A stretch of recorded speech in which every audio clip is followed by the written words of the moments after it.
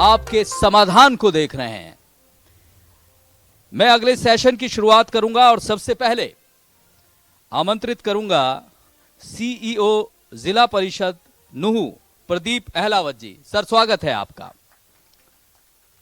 Manish Jain chairman है नगर पालिका फिरोजपुर झिरका से, आपका भी स्वागत है। कमल हैं, सोशल वर्कर हैं, प्रत्याशी भी रहे नगर पालिका नूहू के, उनको मैं स्टेज पर आमंत्रित करूंगा। इसके अलावा मोहम्मद हबीब समाज सेवी हैं, सोशल वर्कर हैं, आपका भी स्वागत है। आइए सर, माइक ले लीजिए।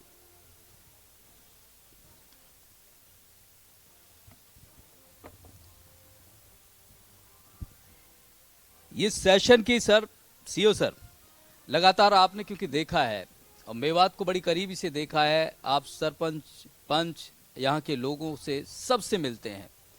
अभी सब आइए, स्वागत है आपका।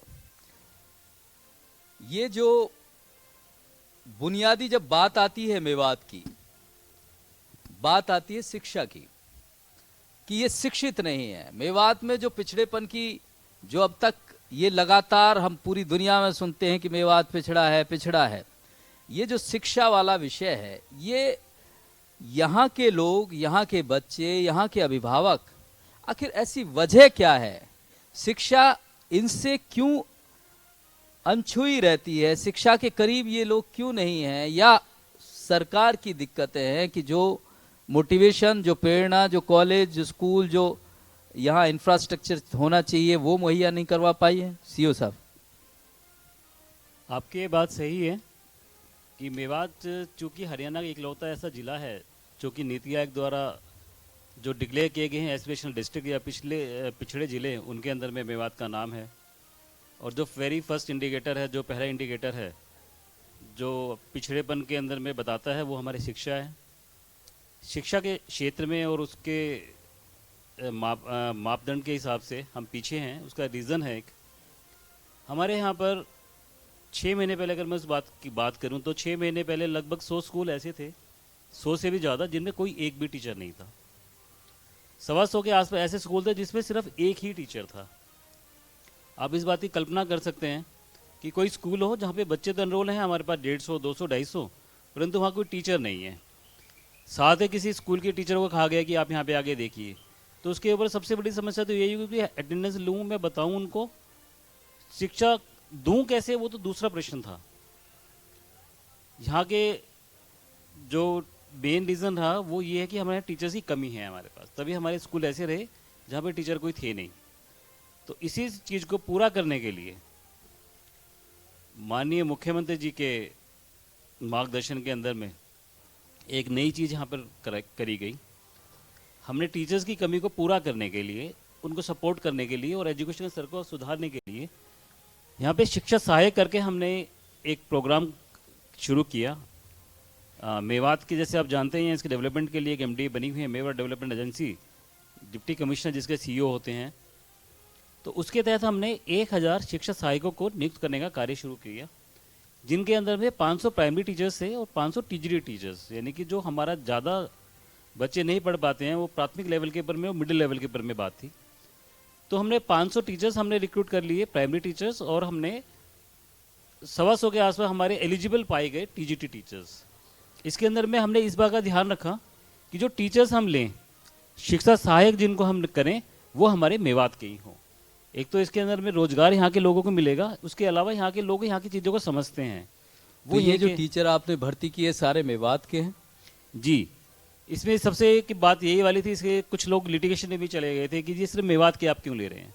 हमने कहा कोई ये रेगुलर रिक्रूटमेंट ड्राइव नहीं है, ये सिर्फ मेवात के शिक्षा को स्तर को सुधारने के लिए है। एक प्रयास किया गया, एक नया चीज़, एक प्रयोग हम कर रहे हैं। इसके अंदर में हम मेवात के बच्चों को लेंगे और इसके अंदर में पुरुष और महिलाएं हमें लगभग बराबर बराबर हैं जो नियुक्त यहाँ पर स्कूलों में किए गए हैं। वो यहाँ के स्कूलों में पढ़े हैं, उन्होंने चीज़ें देखी हैं, उनको यहाँ की कमियाँ पता हैं और उसने ही उन लोगों को ही हमने यहाँ नियुक्त किया है। तो हमारे यहाँ 5 शिक्षा के ब्लॉक थे, उनमें हमने इन सबको हमने लगाया है। हमने ये ध्यान रखा कि हम इनको वो स्कूल दें जो स्कूल हमारे डेटा के हिसाब से जहाँ पर एक भी टीचर नहीं था या जहाँ पे एक ही टीचर था। और उसके बाद में आपको मैं एक एग्जांपल दूँ, ताउड जैसे हमने 5 NGOs थी जिनके माध्यम से ये कार्य पूरा किया गया था। हर NGO को एक ब्लॉक दिया गया, उनके माध्यम से ये सारी ये नियुक्त जो प्रक्रिया है पूरी की गई और उनके अंडर में वैकेंसी के हिसाब से स्कूलों में हमने उनके शिक्षा सहायक उनके हवाले हमने कर दिया। ताउडू ब्लॉक में जैसे वहाँ पर 72 के आसपास के वहाँ पे लगे हैं, 50 से अधिक स्कूलों के अंदर में। वहाँ पर लगाने के बाद में ऐसा नहीं है कि हमने टीचर नियुक्त करे और हमने उनको स्कूल में भेज दिया कि आप जाइए पढ़ाइए। हमने उनके पहले एक 9 दिन की हमें ट्रेनिंग कराई कि हमारी FLN ट्रेनिंग होती है जो शिक्षा विभाग द्वारा मान्यता प्राप्त है। उसके अंदर में उनको ट्रेनिंग करवाई कि आपने क्या पढ़ाना है, कैसे पढ़ाना है। सबसे इंपॉर्टेंट बात है कैसे आपको पढ़ाना है वहाँ पे जाके। फिर वो जाके स्कूल में गए, फिर उनको हमने इंटरेक्शन करी NGOs के हेड के माध्यम से भी, NGOs के अपने रिप्रेजेंटेटिव है जो वहाँ स्कूलों में वहाँ पर गए हुए हैं। कितनी सारी बातें हमारे सामने निकल के सामने आई कि बच्चे एनरोल्ड हैं वहाँ पर, आते हैं वहाँ पर, जब देखते हैं टीचर ही नहीं है तो वापस चले जाते हैं। तो वहाँ पे गए तो उन्होंने देखा कि वहाँ पे बड़े कम बच्चे हैं, तो उनका पहला कुछ तो यही चीज़ लगा जो हमने शिक्षा सहायक लगे कि हम सारे बच्चों को यहाँ पे मोटिवेट करने हम लेकर आए। पहले तो उन्होंने छोटी छोटी चीज़ों से अपना काम करना शुरू करा। पहले तो उन्होंने अटेंडेंस बढ़ाई, चाहे उनके लिए वो घर पे जाना पड़े, उनके पेरेंट्स से उन्होंने जाके बात करी, असेंबली शुरू करवाई, नेल्स चेक करने शुरू करे। कुछ चीज़ नहीं है ये, लेकिन बच्चों को लग रहा था कि हमें पूछा जा रहा है, कोई है जो हमसे बात कर रहा है। ये सारी छोटी छोटी चीज़ें वहाँ पे शुरू करेगी। नेशनल एंथम वहाँ पे शुरू की गई, तो अब वहाँ पे जो है वो वहाँ पे फ़र्क दिखाई दे रहा है वहाँ पर। बड़ी अच्छी बात है और सराहनीय है। लेकिन हबीब साहब, आप मेवात को बड़े अच्छे से जानते हैं, सोशल वर्कर के तौर पे आपने बहुत सारे काम यहाँ किए हैं। ये ऐसे लगता है जैसे कहीं आदिवासी इलाके की बात हो रही हो कि अभी बच्चों को हम इन सारी चीज़ों को, उनके पेरेंट्स को, अभिभावकों को ये बताएं कि स्कूल बहुत अच्छी चीज़ है, स्कूल में बच्चों के लिए ये किया जाना चाहिए। ये जो 8 बरस से तो विपक्ष भी है, कांग्रेस भी है, यहाँ से विधायक भी चुनते हैं, ये आपके लोग क्या इतनी बुनियादी बातें सरकार तक नहीं पहुंचा पाते कि यहाँ टीचर तक नहीं है? ये तो अब CO साहब बता रहे हैं कि इस तरह का प्रयास हुआ और ये पूरी चीज़ें की गई। तो ये मेवात को बने तो जितना हरियाणा है उतना ही है। 6 दशक हो गए, एक टीचर जैसी बुनियादी दिक्कत को खत्म करने के लिए इतना वक्त लगता है? नहीं, अभी तो पिछले जो 8 साल हो गए सरकार को, इसी की बात करते हैं। बाकी तो है नहीं, पिछले जो 10 साल राज किया वो लोग तो यहाँ है नहीं कोई भी जिनसे पूछे हैं। हमारे यहाँ जो CO साहब अभी बता रहे थे, सहायक शिक्षक जो हैं, ये हम लोगों ने जब खुर्शीद साहब MDA के चेयरमैन थे तब ये बनाई थी, ये प्लान बनाया था और ये ऊपर तक बात की थी चंडीगढ़ तक, ऐसा कुछ किया जाए जो टीचर्स नहीं है स्कूल में और MDA के पास फंड आता है, वो बजाय NGO को देने के वो इधर डाइवर्ट कर दिया जाए जो इनकी सैलरी में, ताकि ये यहाँ के 2 काम हो जाएंगे। एक तो इन लोगों को रोज़गार मिल जाएगा जो पढ़े लिखे लोग बेरोजगार घूम रहे हैं, और दूसरा स्कूलों को टीचर मिल जाएगा बच्चों को। तो ये प्लान जब उस वक्त बनाया था वो अभी हुआ है, लेकिन वो इम्प्लीमेंट हो गया। MDA नहीं किया है अभी भी, डिप्टी CO हैं MDA के, आप भी जिला परिषद के CO के साथ साथ। तो ये हमारे खुर्शीद साहब का प्लान था ये उस वक्त का, ये बाकायदा इस पर काम किया था काफ़ी, दिल्ली भी बात करी थी, मतलब फंड काफ़ी आता है और भी कोशिश कर रहे थे। अभी भी CO साहब से हम गुजारिश करते हैं कि अगर जैसे आप पहले देखोगे MDA का, तो दिल्ली से भी फंड आता था, सेंट्रल गवर्नमेंट से, माइनॉरिटी मंत्रालय से और इनसे। इसमें आप एजुकेशन में और बढ़ा सकते हो और पैसा ला सकते हो सेंट्रल गवर्नमेंट से, माइनॉरिटी मंत्रालय से, मेवात के एजुकेशन के नाम पे वहाँ से नए स्कूल खोलने। जैसे MDA के स्कूल थे मेवात मॉडल स्कूल, अब वो गवर्नमेंट ने कैसे कर दिए, वो एजुकेशन डिपार्टमेंट में कर दिए। हालांकि वो पहले ही ठीक थे, MDA के तहत जब उसकी रेपुटेशन अच्छी थी और उसमें बच्चों का पढ़ना बहुत बढ़िया था उसमें।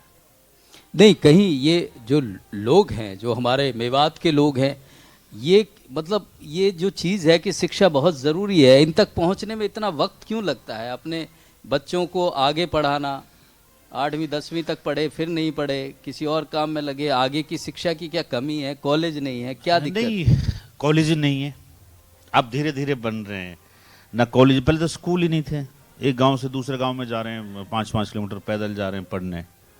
यहाँ प्राइवेट स्कूल देखो, वो कितने वहाँ पूरा फुल है वो बच्चों, कई 1000 1500 2-2000 बच्चे। जी साहब, इस पे भी हम आपसे बात करेंगे, लेकिन मनीष जैन हैं फिरोजपुर झिरका के नगर पालिका के चेयरमैन हैं। जैन साहब, ये बताइए, ये शहर पूरा आपके अंडर आता है, ये अपने मेवात ज़िले में नूह, पुन्हाना, पिनंगवा, फिरोजपुर, नगीना, यही एक शहरी आबादी है और एक बड़ा जिम्मेवारी आपके ऊपर है। शिक्षा की बात भी करेंगे जो लगातार हो रही है, लेकिन ये जो सफाई की दिक्कत है, लोगों को सीवर की दिक्कत है, ये सारी चीज़ें अभी तक आपके शहर में क्या पहुंच पाई हैं या इनको पहुंचाने का आपका कोई इरादा है? क्या कुछ सोचा है? सर्वप्रथम मेरा सभी को नमस्कार और मैं आपके इंडियन न्यूज़ चैनल हरियाणा का मेवात में स्वागत करता हूं। आपका जो सवाल था कि जो शहरी क्षेत्र है, चाहे वो फिरोजपुर झिरका हो, चाहे वो पुन्हाना हो, चाहे वो नूह हो, सीवर की बात जब आती है या रोडों की बात आती है तो सीधी सीधी बात वो सीधी निकायों के ऊपर जाती है। बिल्कुल पीछे की जो सरकारों में, पीछे की जो सरकार रही थी, पीछे कांग्रेस भी सरकार, बीजेपी थी सरकार में। नहीं, पीछे की जो 8 साल पहले की मैं सरकार की बात कर रहा हूँ, उस टाइम सीवर को लेकर या मैं कहूँ स्ट्रीट लाइटों को लेकर या रोडों को लेकर कोई बहुत अच्छा प्लान तैयार नहीं किया जाता था। पर माननीय मुख्यमंत्री जी की एक अच्छी सोच की जो उनकी जो पहल है उसको लेकर वो पूरे चिंतित हैं। नहीं, चिंतित तो हैं। 8 साल में हुआ क्या है वो बताओ। नहीं, मैं पीछे 5 साल पार्षद भी रहा हूँ फिरोजपुर झिरका नगर पालिका से। आप इस बात का, मेरा जो वार्ड है वो पूरा गवाह है, फिरोजपुर झिरका गवाह है। और मैं अपने वार्ड के अंदर अगर किसी भी, अगर एक खेत के अंदर एक घर था तो उस एक खेत के अंदर भी मैंने उस वार्ड के अंदर रोड बनवाई है। ये मेरा पूरा वार्ड गवाह है। इस बात को बनी हुई है आपकी। बिल्कुल बिल्कुल, मतलब ठीक है, मैं कहता हूँ कि समय समय पर सड़कें टूटती रहती हैं, पर आगे मेरा प्रयास रहेगा। मैं फिरोजपुर झिरका का नगर पालिका का चेयरमैन, लोगों के आशीर्वाद से मैं चेयरमैन बना हूँ, तो मेरा अपना पूरा प्रयास रहेगा। मैं क्योंकि सरकार का भी एक नुमाइंदा हूँ, तो मेरा पूरा प्रयास रहेगा जो नगर पालिकाओं से रिलेटेड जो काम रहेंगे हम सरकार तक पूरी बातों को पहुँचाएंगे और बहुत अच्छा करने का कार्य करेंगे। कमल, ये बात जो कह रहे हैं कि सरकार बड़ी चिंतित है, सरकार ने काम किया, आप नूह से आते हैं, आपने नगर पालिका का इलेक्शन भी बड़ी मजबूती से लड़ा है। ये जो सरकार की बात है, ये केवल ऐसे लगता है कि जब यहाँ के लोगों से बात होती है तो उनको वो संतुष्टि नज़र नहीं आती है काम में। क्या वजह है, कहाँ दिक्कत होती है कि जो बुनियादी चीज़ें, सड़क है, सफाई है, सीवर है, पीने का पानी है, ये तक ठीक से नहीं मुहैया हो पाता है? देखिए, इंडियन न्यूज़ के माध्यम से मैं बताना चाहूँगा कि सरकार की तरफ से फंडिंग में किसी प्रकार की कोई कमी नहीं थी, चाहे वो सीवरेज के लिए हो या फिर स्ट्रीट लाइट के लिए हो, रोड्स के लिए हो। लेकिन जो यहाँ पर बॉडी चुन करके आती हैं या अधिकारी होते हैं, उनके आपसी तालमेल की वजह से कुछ गड़बड़ियाँ और खामियां रह जाती हैं, जिसकी वजह से अभी पिछले 5 साल में पार्षद रहा हूँ नगर पालिका से, 5 साल इतनी खींचतान रही, आपस में इतनी खींचतान रही कि विकास के नाम पर सब कुछ जीरो हुआ। फंडिंग भी बहुत हुई है, कागजों में तो विकास हुआ है, कागजों में विकास पूरा हुआ है, लेकिन धरातल पर विकास की बात करें तो वो आप एक बार खुद जाकर के देखेंगे तो उसमें आपको सब कुछ स्पष्ट नजर आ जाएगा। नहीं हुआ है। सीओ साहब, ये जो बात होती है, जैसे आपस की जो राजनीति होती है, वो क्या विकास को जो पटरी पे जाना चाहिए, आप लोगों के संज्ञान में तो सारी बातें होती हैं कि केवल पार्टीबाजी से किसी कोई गांव की या मोहल्ले की सड़क बननी है और वो इस वजह से ना बने कि 4 लोगों की आपसी पार्टीबाजी है, तो ये चीज़ बाधित करती है विकास को। आप किस तरह से टैकल करते हो इन चीज़ों को? आपने बहुत अच्छी एक बात कही है और ये एक अच्छा प्लेटफॉर्म भी है कि चूँकि अभी पंचायत के चुनाव हुए हैं और हमारे नए पंच और सरपंच चुनकर आ गए हैं, तो सबसे पहली चीज़ जो गांव के अंदर में है विकास के लिए, वो ये है कि लोगों की सहमति बहुत ज़रूरी है। पंचायत भी अपने कोरम से ही काम करती है, सब पंच साथ में होते तभी सरपंच कोई फैसला ले पाते हैं। लेकिन अब चुनाव हुआ है तो एक तो पक्ष होगा, एक विपक्ष ज़रूर होगा। अगर विपक्ष सोचेगा कि मैंने इसको काम नहीं करने देना, तो आपकी वाली बात ठीक है, तो विकास कैसे होएगा? वो सरपंच कोई काम करेगा, पंचायत कोई कार्य शुरू करेगी, उसके 4 आदमी आगे शिकायत लगा देंगे, सरपंच को लगेगा तुझे आरटीआई में खड़ा रहना पड़ेगा, तुझे शिकायत के लिए अपने रिकॉर्ड्स लेके जाने पड़ेगा, तुझे चंडीगढ़ चक्कर लग जाएगा, तो उसका मन उस काम कराने से हटता है जी। लेकिन अगर वही चीज़ अगर वो उसको कहे जी ठीक है चुनाव हो गया, हार जीत अलग चीज़ है, अब तुम सरपंच बने हो, तुम पूरे गाँव के बने हो, तुम सारे गाँव में कराओ, हम तुम्हारा साथ देंगे, तो उस चीज़ के अंदर में और इस चीज़ के अंदर में शिकायत में उसमें बड़ा फ़र्क होता है। मैं एक आपको उदाहरण देता हूँ।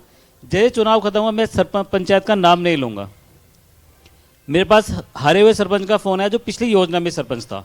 बोला सर मैं सिर्फ 7 वोट से हारा हूँ, और सर ये तो फिर जब काउंटिंग हुई तो सर मैं आगे हो गया, मैं पीछे हो गया, तो सर इसके अंदर मैं इलेक्शन पिटीशन डाल दूँ। तो मैंने कहा वो आपका अधिकार है, आप डालना चाहें आप डाल सकते हैं। बोले सर मैंने तो बड़े अच्छे काम करवाए थे लेकिन देखिए मैं हार गया। मैं कहा देखो उससे तो कोई मैं नहीं किस पे कमेंट कर सकता, आपने अच्छे काम करवाए, बिल्कुल करवाए होंगे आपके। अगर आपको लगता है कि कुछ गलत है या आपको लगता है कि भाई मैं कोई पिटीशन डाली तो आप डाल दीजिए। 2 दिन के बाद में सरपंच का मेरे पास फिर फ़ोन आया, मुझे लगा शायद ये मुझे बता रही होगी कि मैंने केस फाइल कर दिया। वो कहते हैं सर तब तो मैं गुस्से में था।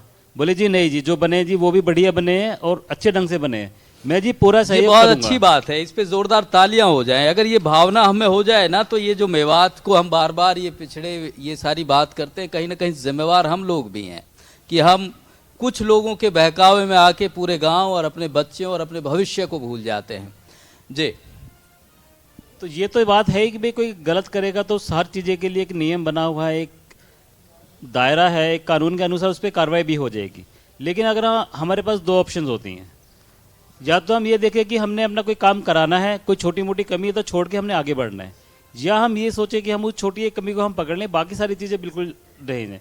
जैसे भी कमल जी भी इस बात को बता रहे थे, फंड्स आते रहे लेकिन काम ही नहीं हुआ, ये खुद पार्षद वहाँ पर रहे। रीज़न उसका यही था, आप या तो ये सोच लीजिए मुझे तो काम ही नहीं होने देना, तो वो गलत चीज़ है।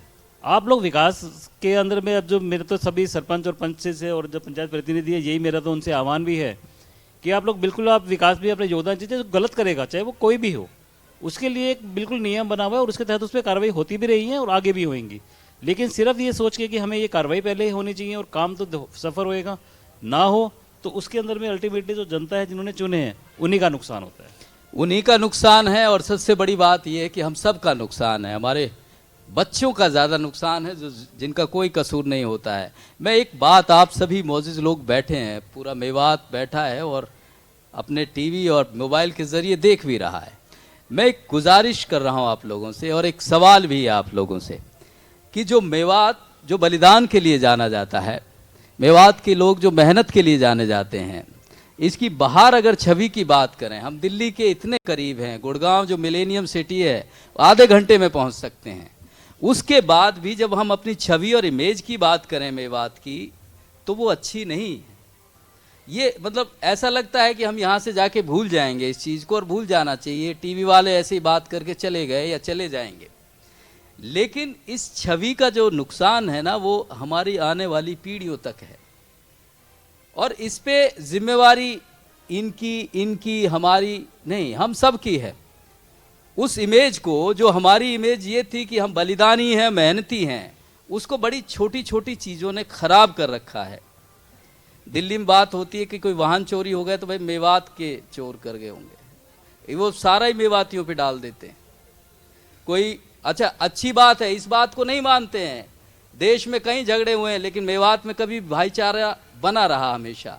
इस बात को, इतनी बड़ी चीज़ है ये, और ये केवल आप लोगों के सहयोग से है। अभी भाई ये जो बात है, ये बुनियादी ज़रूरत भी है हमारी और दिक्कत भी है। जो इमेज है मेवात की, उससे लेकर क्या जो आपके चुने हुए प्रतिनिधि हैं, आपके विधायक हैं या आपके मोअज़्ज़िज़ लोग हैं, कभी सोचा है इस बात पे, आप भी खुद उनमें शामिल हैं, कि उसे लेकर हम लोग ये आपसी मुकदमे, ये सारी चीज़ों से हटकर अपने जो आने वाले मुस्तकबिल है, अपना जो भविष्य है, अपनी जो पीढ़ी है, उसके लिए कुछ अच्छा मेवात जिसकी छवि अच्छी हो, जो है उसका, जो इतिहास है उसका, वो बना पाएँ, उसके लिए कुछ उस दिशा में कुछ काम किए जा सकते हैं? मुश्किल काम है? नहीं, चल रहे हैं लगातार। मेवात में अभी झगड़े भी हो रहे हैं, फैसले भी हो रहे हैं। हमारे यहाँ काफ़ी सामाजिक लोग बैठे हैं, इधर भी जो गांव-गांव में फैसले करवाते हैं। हमारे उस तरफ देखेंगे तो उमर सरपंच है, ये पाडला वाला, ये पंचायती लोग हैं सारे, ये काफ़ी लोग, ये जितने भी बैठे हैं सारे गांव-गांव में जाकर फैसला करवाते हैं। अभी भी जो पंचायत के झगड़े हुए थे तो इन लोगों ने काफ़ी फैसले करवाए हैं। लगातार प्रयास जारी है मेवात में। सरपंच की इलेक्शन है, इसमें झगड़े तो पार्टीबाजी तो होते ही हैं, लेकिन फिर भी कोशिश करते हैं, सामाजिक लोग हैं, कि झगड़े ना हो गांव के लोग, और काफ़ी प्रयास भी कर रहे हैं फैसले के। नहीं, जो मेवात की अच्छी छवि होनी चाहिए उसको लेकर क्या प्रयास हैं? प्रयास तो यही है, सबसे पहले तो ये आप ही से गुजारिश है मीडिया वालों से कि ये थोड़ा सा हल्का हाथ रखने नहीं, हम वाले तो पे- बाकायदा इसीलिए आए हैं आपके शहर में और इसीलिए आप लोगों से सवाल कर रहे हैं। मेरा मतलब आपका नहीं है जो आपने कहा था कि दिल्ली में कोई गाड़ी चोरी हो जाए कि बोलो जी मेवात वाले ले गए। हाँ, वो तो लोग ये- कहते हैं पुलिस वाले हाँ, को। हाँ। मेवाती गिरोह ऐसे करके ये मीडिया ही तो नाम लेती है सारा, अखबारों में मीडिया को तो छपते पुलिस हैं। बताती है। हाँ, तो पुलिस भी बताती है तो फिर कुछ मसाला लगा के चल जाता है। हालांकि मेवात में ऐसा कुछ नहीं है। मेवात में आप क्राइम रिकॉर्ड देखो, हरियाणा के लेवल पे सबसे नीचे लास्ट जिला मिलेगा आपको क्राइम में मेवात। और आप पिछले 25 साल का रिकॉर्ड निकाल लो मेवात का, क्राइम ही नहीं है यहाँ। ना लूट है, ना मर्डर है, कुछ नहीं है यहाँ, ना अपहरण है, ना रेप, कोई क्राइम ही नहीं है। आपस में थोड़ा लड़ते झगड़ते हैं तो लोगों को लोग समझाने की कोशिश भी कर रहे हैं, समझ भी रहे हैं। अब हमारे यहाँ एजुकेशन लेवल भी अच्छा है, लोग बच्चों को पढ़ा रहे हैं। अब हमारे यहाँ लोगों को एक बात पिछले 8 साल में ये बड़ा अच्छे से पता चल गया है कि जो पढ़ेगा वही नौकरी पाएगा, बिल्कुल फेयर। और हमारे यहाँ जो कभी नहीं लगे, हमारे यहाँ HCS लड़का भर्ती हो जो 50 साल में आज तक नहीं हुआ किसी सरकार में, और फेयर हुआ हो गया। एक एक लिस्ट में 35 जूनियर इंजीनियर लगे यहाँ के इसी सरकार में, 45 हुए पुलिस के जवान लगे लिस्ट में, जो कभी नहीं हुए। फेयर कोई वो नहीं है। अब लोगों को समझ में आ गया जो पढ़ेगा वो नौकरी करेगा। काफी बदलाव हो रहा है। चलिए, बड़ी अच्छी बात है, ये बदलाव की तरफ मेवात जा रहा है और ये ज़रूरी भी है। ये समय की मांग भी है कि हम सब अपने जो विचारों को उनमें तब्दीली लाएं, क्योंकि हमें आने वाले जो भविष्य है उसको जवाब देना है। जैन साहब, ये आपको बड़ी जिम्मेवारी मिली है। अब क्या कुछ रोड मैप है आपका फिरोजपुर झिरका को लेके? अब अगली बार आए तो फिर ये कहें कि मैंने ये काम करवा दिया, हम पूछेंगे ज़रूर आपसे। बिल्कुल, मैंने अभी पहले ही बताया था, मैं पिछले प्लान में पार्षद था और इसी सोच को देखते हुए मेरी एक विकास की सोच थी, लोगों ने मुझे चुना है और मैं लोगों के विश्वास पर पूरा खरा उतरूंगा। ये भी आप लोगों को विश्वास दिलाता हूं। और अभी हमारा बिल्कुल हर तरीके का हमने प्रोसीडिंग, अभी मीटिंग की थी हमने हाउस की अपनी, उसमें लगभग जो शहर की सारी समस्याएं थी उनको सारे हाउस के समक्ष रखा। और अभी जो पंचायत के चुनाव चल रहे थे उसको लेकर आचार संहिता लगी हुई थी, इसको लेकर हमारे कुछ काम पेंडिंग्स रह गए। जैसे ही हमारी प्रोसीडिंग निकलती है वो काम आप AMC करवाएं। तुरंत उसके बाद हम बिल्कुल क्या तेजी के करवाएंगे? साथ विकास तुरंत कार्य क्या पर क्या अपना पूरा करवाएंगे ध्यान आप? देंगे। कौन कौन से ऐसे काम है जो तुरंत करवाएंगे? नहीं, जो शहर के अंदर जो इतनी भी सड़कें टूटी हुई हैं, जो हमारा मेन जो मकसद होगा, जो युवाओं के लिए खेल ग्राउंड की तरफ हमारा विशेष ध्यान रहेगा। और जो हमारे बच्चों के लिए लाइब्रेरी हैं, जैसे कि लाइब्रेरी के लिए, और जो मतलब पूरे शहर के अंदर स्ट्रीट लाइटें हैं, और जो मतलब हमारे जो नालियों का एक लेवल ठीक नहीं है नालों का, उसकी तरफ हमारा पूरा फोकस रहेगा। और जो भी मूलभूत सुविधाएं शहर के अंदर होंगी उन पूरा फोकस तो अगले 6 महीने में कर देंगे। देखो, मैं ये तो विश्वास नहीं दिला सकता कि मैं 6 महीने के अंदर फिरोजपुर झिरका को चंडीगढ़ बना नहीं, दूंगा। चंडीगढ़ नहीं, ये चलो, जो आप पर 3-4 मैं काम आप बता रहे लोगों हो। को ये विश्वास दिलाऊंगा। नहीं, आप अगर कि- फिरोजपुर झिरका के लोग यहाँ आपके- हैं आपके तो वो चैनल- आप हमारा नंबर जरूर ले लीजिएगा। आपके- 6 महीने में ना ये जो बात कह रहे हैं देखो, उनकी तस्दीक और पड़ताल करेंगे हम। आपके चैनल के माध्यम से मैं ये बताता हूँ, शायद मैं जो कहता हूँ मैं करता हूँ।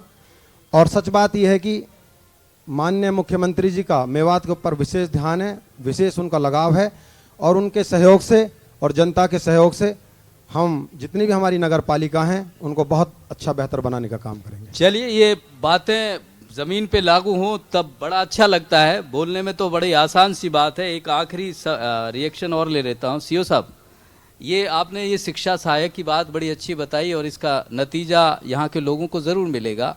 और ऐसी कौन सी स्कीम है जो हरियाणा सरकार की, मनोहर लाल जी की, ये कह रहे हैं कि बड़ा ध्यान रहता है मेवात की तरफ, जो यहाँ के लोगों को फ़ायदा पहुँचा रही है?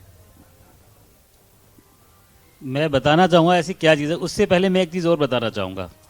हबीब जी ने एक चीज़ बड़ी अच्छी बोली कि आप हमारे मेवात के बारे में, मुझे यहाँ पे काफ़ी समय होगा तो मुझे अपना जैसा ही लगता है, तो मैं बहुत बार इसको अपनी ऐसे ही बोलता हूँ इस बात को मैं। हबीब जी ने बिल्कुल सही बोला है कि यहाँ पर नेगेटिव लोग की बातों के लिए तो हम लोग मेवात के बारे में बोल देते हैं, अच्छे कोई नहीं बोलते। मैं बताता हूँ क्या अच्छा है हमारे लिए, हमारे बच्चों की क्या अच्छाई है। यहाँ पर हमारे यहाँ पर 40,000 से भी ज़्यादा ट्रेन ड्राइवर्स हैं। उबर और ओला जो कंपनी है वो हमारे बच्चों ने चमका रखी हैं। वो तालियां हो जाएं। ये छोटी बातें नहीं होती हैं, ये जब नाम की बात आती है तो हम लोग अपने आप को, पहले तो अपने आप को धन्यवाद देना चाहिए, अपने आप की प्रशंसा करनी चाहिए।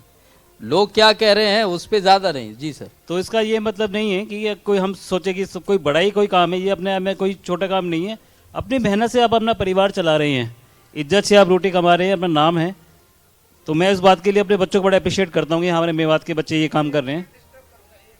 नंबर सीओ 2, साहब भावुक भी हो गए हैं, आंखों में नमी आ गई सीओ साहब। मैं अभी आपको माइक देते हैं, बैठिए ना। नहीं, वो और लोगों को भी आवाज जानी ना, वो जो हरियाणा पूरा देख रहा है, आपकी आवाज ऐसे जाएगी नहीं। बैठिए आप, अभी दे देते। हाँ माइक। इसके अलावा हमारी एक स्कीम है सेल्फ हेल्प ग्रुप्स बनाने की, HSRLM हमारी स्कीम का नाम है। उसके अंदर महिलाओं के ग्रुप बनाते हैं और उनको हम विभिन्न एक्टिविटी से हम जोड़ते हैं।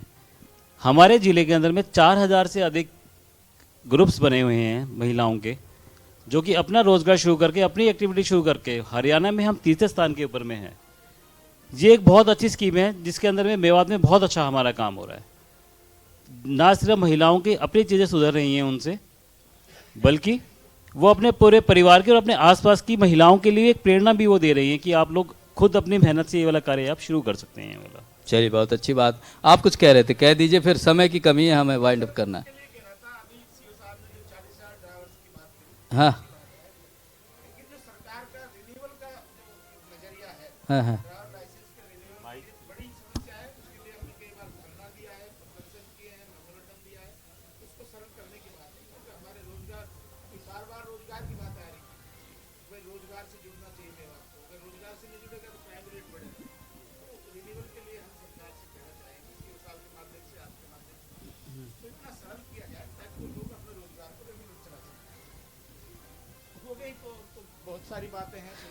ये मैं आपको बता दूं, शायद हमारे जो हरियाणा में दर्शक देख रहे हैं उन तक वो रिन्यूअल की बात है, बड़ी वाजिब बात की है, जिसको सीओ साहब ने अप्रिशिएट किया है। इनको रिन्यूअल के लिए परेशानी ना हो, सीओ साहब इस तरह की कुछ मदद करिएगा। हैवी लाइस सोलंकी साहब, ये बहुत पुराना मैटर है। हाँ जी। और ये कई बार सीएम साहब के सामने भी आया है, सारे अफसरों को पता चंडीगढ़। तो इस पे हो जाए, और हजारों की तादाद में ये है। सीओ साहब इसको संजीदगी से कुछ भरोसा दे दीजिए यहाँ मेवात की जनता को। जी बिल्कुल, ये ठीक बात है। हबीब जी ने बिल्कुल सही बताया। ये अलग अलग प्लेटफॉर्म पर बात उठती भी रही है, ये वाली बात, और आपकी बात जहाँ पर पहुँची चाहिए वहाँ पर पहुँची भी हुई है, और इस दिशा में कार्य भी हो रहा है। पर जैसे अब मुझे कई दिन से मुझे नहीं पता इसमें डेवलपमेंट क्या है, अपडेट क्या है, परंतु जैसे आपने बताया तो इसके अंदर अब तक वो चीज़ सिरे नहीं चढ़ी होगी, वो पूरी वो ऊपर से हिदायतें इस प्रकार की नहीं आई होंगी। तो मैं इसके अंदर में माननीय डी साहब को मैं ब्रीफ कर दूंगा आज की बैठक का हवाला देते हुए, और हम प्रयास करेंगे इसको हम जल्दी निपटा लें। बहुत शुक्रिया आप सभी मेहमानों का। एक बहुत जोरदार ताली मेवात के लोगों के लिए हो जाए, अपने लिए हो जाए। आप लोग, मैं एक बात आपसे लास्ट में कह दूं कि कई जिलों में हमने ये प्रोग्राम किया है, लेकिन आप लोग मतलब इतनी शांति से और इतनी तादाद में, मतलब ये इतना अच्छा लग रहा है कि हमारे पास आपका शुक्रिया कहने के लिए शब्द नहीं है। बहुत शुक्रिया आपका, thank you so much Mewat के अच्छे लोगों, बहुत बहुत धन्यवाद। फिलहाल इस खास पेशकश में अच्छा जवाहर यादव जी से ये सारे लोग सवाल करेंगे, ठीक। हाँ, वो जवाहर यादव जी हैं, मुख्यमंत्री के बड़े